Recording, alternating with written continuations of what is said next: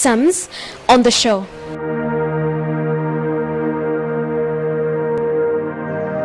Today I host Sams Francis with an autoimmune disorder. Please, you're most welcome. Say hello to the viewers. My name is Sams Francis Kabarangira Murungi, and I'm the UPC Chief of Staff.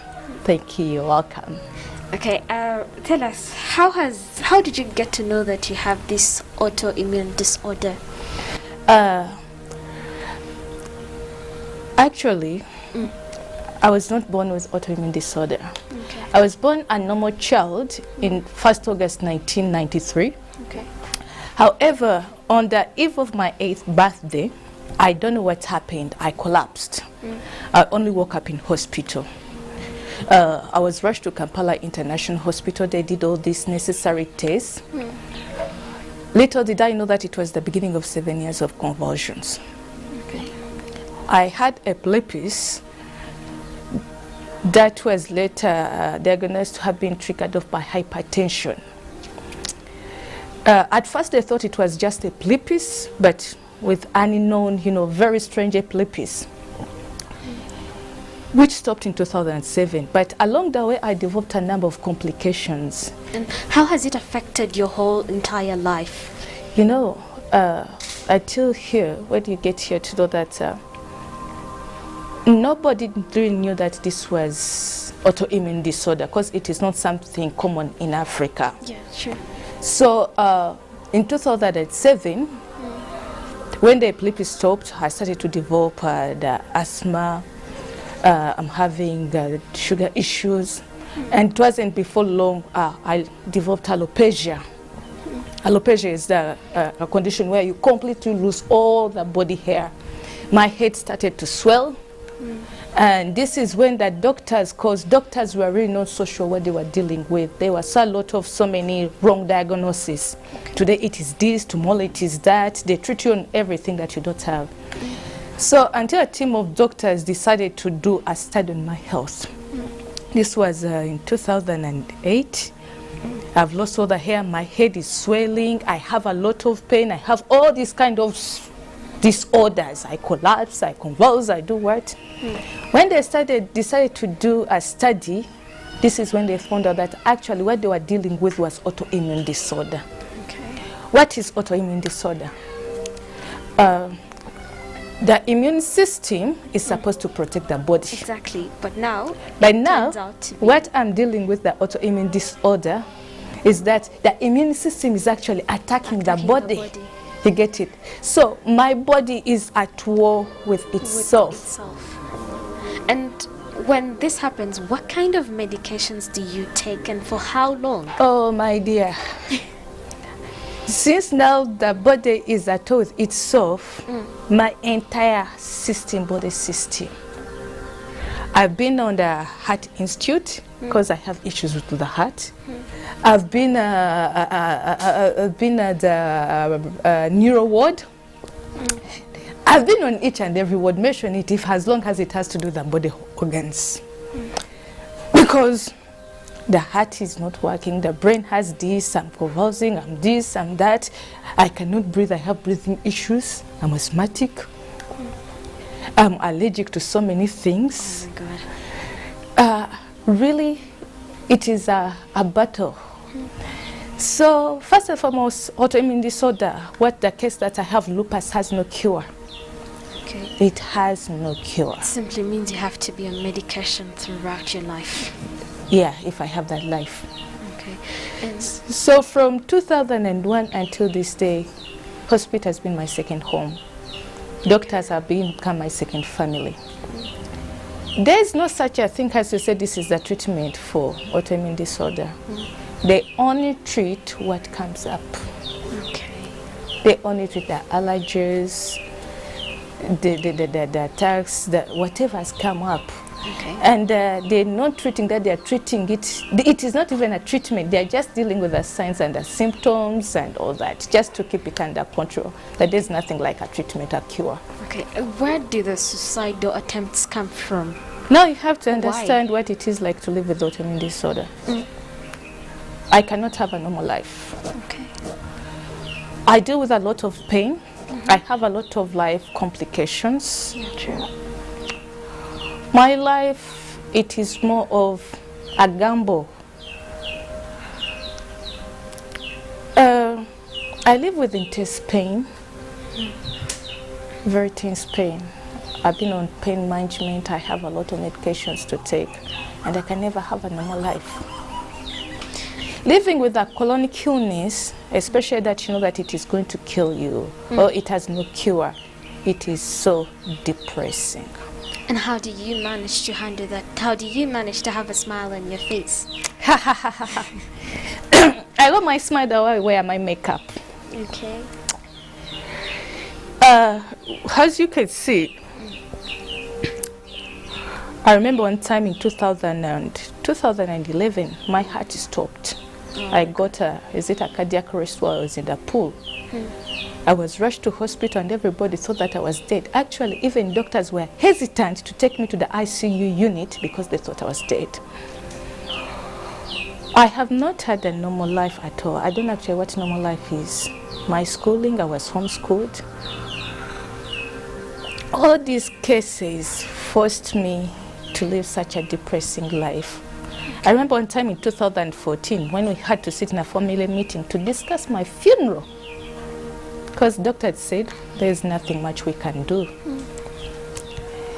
But at the beginning of my illness, I lost my identity as Sams, and I came known as that sick. That sick girl. That sick girl, my sick daughter, my sick student, my sick sister, my sick this, that sick what. And you saying that you've never had a normal life. Are you married? Do you have kids? I was once married. I'm currently divorced. Okay. I have fostering children that are fostered. I don't have any biological children because I cannot have biological children because of my condition.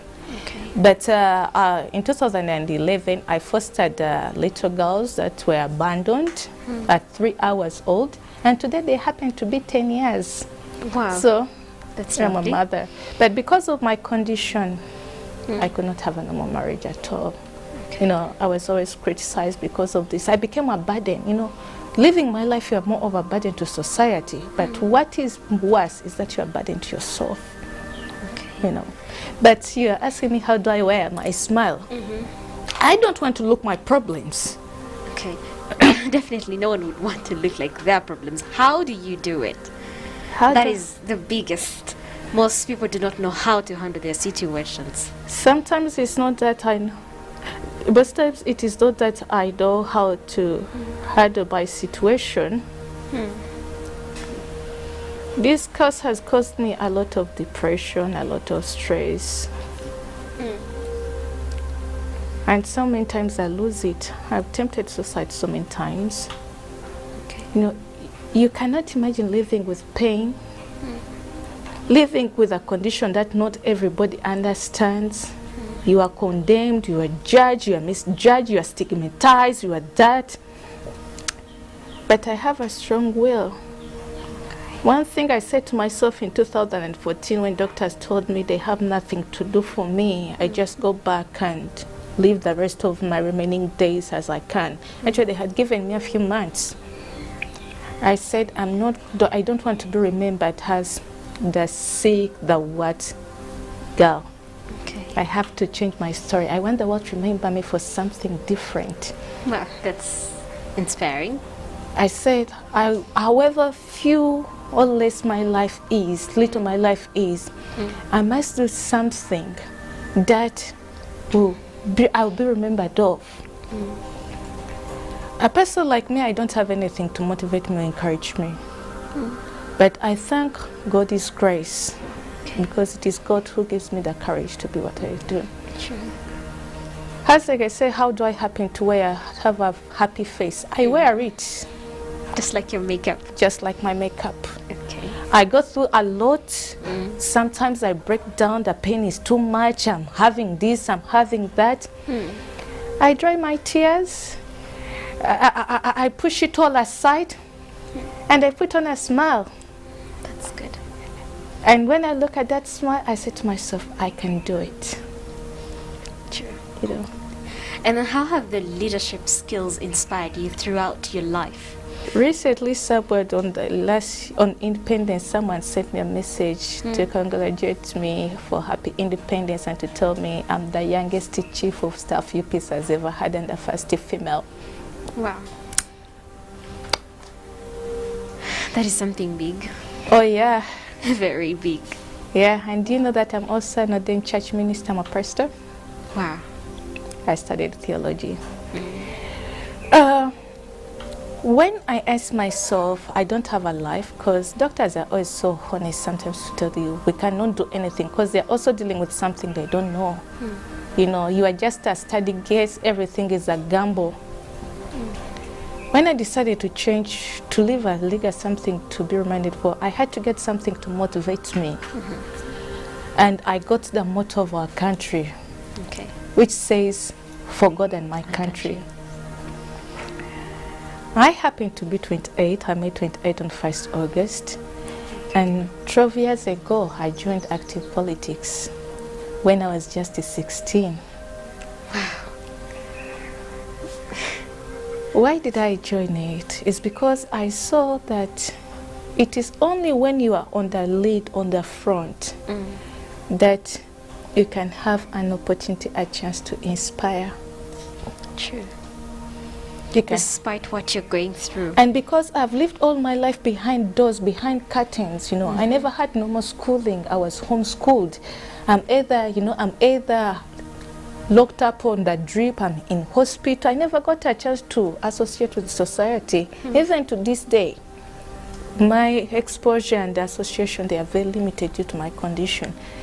You can see me that we are here today, we are talking and laughing, and you can invite me for dinner, and I tell you, okay, you have a birthday party, I'll be there, and I don't make it. But I got these leadership skills on the course. I said, I don't have time. You know, to me, death is more real than life. Okay. Death is more real than me than life. So I just said, I've got to do what to do to leave a legacy, to leave a mark. So I don't know, I cannot say, I just want myself, I think sometimes, yes, leaders are actually born. I just decided to use the opportunity that I got. I don't know actually even how I rose up to leadership positions, but the charisma that God has given me, the focus to say, no, I want to do something, I want to leave a legacy. Okay. It doesn't matter how sick you are or how weak you are, you can be what you want to be. And it doesn't matter how long you live, whatever little time, whatever conditions you are, you can decide and say, okay, I did not choose this life, I did not choose my condition, but at least I can do something by choice. And how is your medication like during your daily basis? On a daily basis, how is it like? Oh, my dear. I've lived a life of medication for the last 20 years. And how is it like? Because some of us, when we hear that I'm supposed to take medication for just 1 month. I think I take more medications than food. I take more medication than food.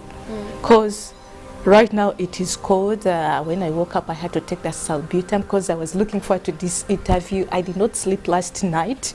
Last night I wasn't talk at all. So my mom had to keep me here in the sitting room, just trying to see. She keeps me in one position. You get it? Yeah.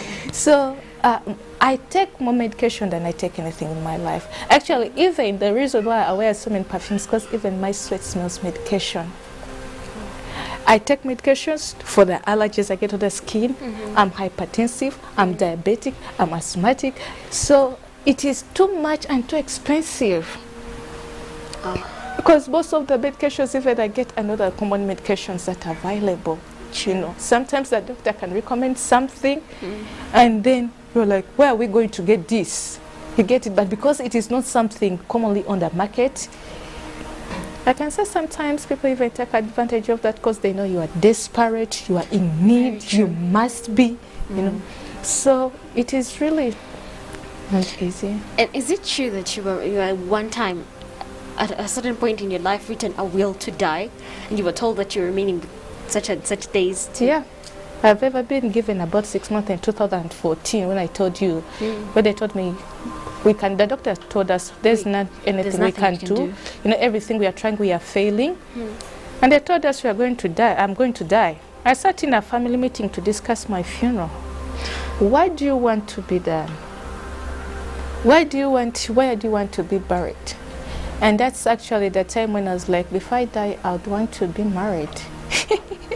Okay. And it was part of my death wish. You know, and I remember my sister so much insisting. I'd say, because we had a funeral coming up. So I had a very simple civil wedding of about 40 people. Okay. But my sister said, no, she must have a cake. It must be a wedding. And I said, okay, let us put more money on the wedding, and I'll be cremated and have a cheaper funeral. After all, I will not be here. You can imagine such a kind of life. And what really annoyed me is that it was me comforting the others. You know, they were so emotional. They were so what? Myself was so broken. But I have been always that kind of a person who encourages others, because I know what it means to be broken. I know what it means to be empty. And it wasn't that I was strong, but what you keep going through keeps making you stronger. For me, I keep on putting on that strong image. I break down behind closed doors. However, life at a certain point became overburdened. You know, when you're like, I cannot live this anymore. You know, I cannot. Okay. There have been so many times those moments when I just don't want to live anymore. You know, because you live with something you don't understand, medics don't understand, you are criticized, you are judged, you are doing all kind of stuff. You are not normal, for heaven's sake. Yeah. And society expects you to be normal. Married life, how was it like? How did you end up saying that I am getting a divorce from my husband? You know, at first I think my ex, he wasn't really so sure what he was getting into. Okay. When we said I do, because we are not living together like when we were just still boyfriend, girlfriend. So when you see me just for a few moments, those good moments when I'm okay, when I'm smiling, he didn't know what it was like to be with me 24/7. Okay. You know, and later it became an issue, you know. I think at one point he got into an affair with someone normal. Okay. And I don't want to say a lot happened, because even I went through a lot of domestic violence, you know, I was abused, I was all that. I think this is when someone is really so tired. When someone is so tired, the in-laws are like, you know, why did you marry this sick woman? You get it, this woman is sick, this woman cannot give birth, this woman cannot do this, because I cannot do even the normal work. I cannot cook, I cannot wash, I cannot do this, you know. And most of the money is spent on my medication. So the in-laws became a problem. Why did you marry this? Did she be with you? Did she do? So I think all this contributed to his changing into personality. He became abusive, he became all that, which wasn't my health, because I cannot handle stress. Okay. Stress really treats me so badly. So my health worsened. One time I was like, what crime did I make to have this life?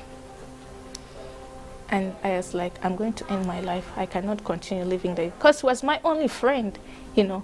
He was that only person I knew I had in my life, but he was no longer there. That night when I thought of ending my life, I looked at myself in the mirror and I said, no. I've survived so many things. I've gone through a lot. So why give up now? Why do I have? So I looked at him and I told him, you know what, Robert, let me set you free. Because I saw he was also, you know, I can easily judge because of ABCD that I can say he abused me. I was really subject to a lot of abuse, you know. But to look at the other side and to also compare with other people who have lived at my life, he was also a prisoner and a victim in one way or another. you know, So you because had I can to never set be. him free. I had to set him free to go find a normal spouse, live a normal marriage life. Well, that's a selfless decision you had to make. It was painful. Yeah. It was really painful because I would have loved someone to love me and all that, but when my sickness became an issue, the in-laws are talking, this woman bewitched you, how can you be this and this and this? Then he also comes back, brings that person, you hits you up, this and that. I had no other alternative. I had no other alternative but to let him go. And as we are coming to what is your appeal to the public out there? There could be someone who's going through the same situation or something related to what you're going through. One thing is that autoimmune disorder is not something so common in our country. True. And I'm quite sure I'm not the only person living with this kind of condition. And I believe there are many who are going through this, but so many people might call it witchcraft, because at the same point people are like, this is witchcraft, you know, this and that, this must be witchcraft. What I feel is that I know there's someone somewhere also going through what I'm going through. Sure. You know, when you have issues with your heart, you have issues with your lungs, you have issues with your reproductive system, it is not witchcraft. It is a condition. That you need to seek out for doctor's help. That you need to seek out for doctor's help. Much as the doctors have no solution also. But at least they help. But at least they help. Because I live with chronic pain, I'm on pain management. At least it helps me to reduce on the pain. We live a life, you know, when you live with a chronic illness, I might not have the physical disabilities, but I have a lot of disabilities. There are so many things I cannot do on my own. For so long, you become a burden to society. People get fed up. Not in a bad way, but you know, when it is you, you become more of a problem. I just pray that this is what actually causes most people like us to develop depression, to want to kill ourselves and all that, because we are misunderstood. True. And we are not misunderstood only, but we are also stigmatized. You know, people really understand so much my issue if maybe I did not have a hand, I did not have a leg. True. But when I'm not able to live this kind of, they see I have all the legs I have, they really don't understand the challenges that I've gone through. I just pray that you try to understand and tolerate someone, because you don't know what someone is going through. Sure. Try to be kind. For those of us who have got different chronic illnesses, because I might have lupus, someone is there dealing with another chronic illness, which it might be cancer, it's not going to heal or what. I also suffer from type 1 diabetes. I'm insulin dependent. We did not choose this kind of life, but we can decide to create something for ourselves. No matter what you are going through, you can make a decision and say, I'll be someone, I'll do something, True. I'll make it. Okay, then as you're giving out your last remarks, probably a contact in case someone is out there and would love to reach out. I really need a lot of hope, because as you can see, my life is total about treatment, hospitals and medications. It is too expensive that this is why I say that sometimes you become a burden to society. You become a burden to family. This is actually one of the reasons why my husband had to leave me and all that. But if there is anyone there who can just want to make a difference into my life, I love it. My biggest challenge is my medication and my treatment. They can reach out to me on my contact to help me live, to really help me live. Can you read the contact? My contact is 0777 64 54 93, and it is in the names of Mulungi Sams Kabarangira. Could you repeat the number one by one? 0777 64 54 93. Do you have social media pages, the names you maybe use? Yes, I have social media pages. I use the name of Psalms Francis Kabarandira. Okay.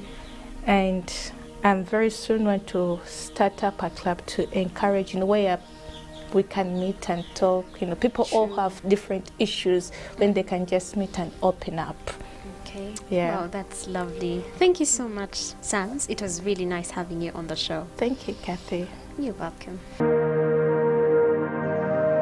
Ugandans, we should come out to support these kinds of people going through these kinds of situations. Otherwise, remember, living a safe life is your right and responsibility. I am Ishimwe Kathy. Stay safe, continue adhering to the COVID-19 SOPs.